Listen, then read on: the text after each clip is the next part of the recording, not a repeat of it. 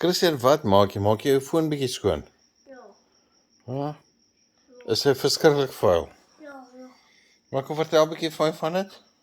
Maar nog een beetje vuil. Gaan jy 'n bietjie sommer met 'n bietjie bier skoon maak, né?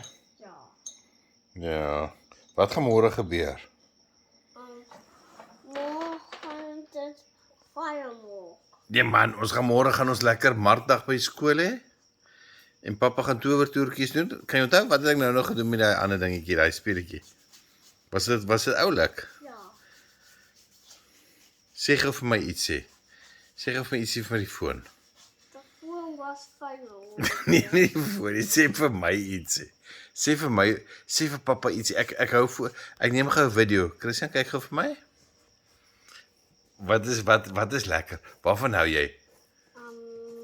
Swim. Rappie. En cricket, né? En wat van vir wie is jy almal lief? Mense en diere, jy moet die diertjies ook sê, né? Sê gou. Diertjies. Kyk gou vir my, dan sê vir my. Kyk my in die oogies, dan sê vir my wie is jy almal lief? Krokodil. Is jy lief vir die krokodil? Is jy lief vir mamma nie? Wat? Nee man, vir wie is jy almal lief? Wie is jou mensies? Hè? Wie is jou mensies? Vir wie is jy lief? Ek dink jy is so 'n bietjie lief vir pappa. Het jy onthou jy toe ons die maan gesien het? Jy is baie goed om die maan te kry, né? Ag, my seun. Kom gee vir pappa 'n swentjie. Wie eers skoonmaak en dan gaan jy dan vir pappa 'n goeie drukkie gee. Enetjie wat my heel aand gaan hou. Kyk gou vir pappa in my oogies. Maar gou, kan jy een oogie so knip, soos ek, kyk ha. Een oogie, kan jy nie? Kan jy ander enetjie?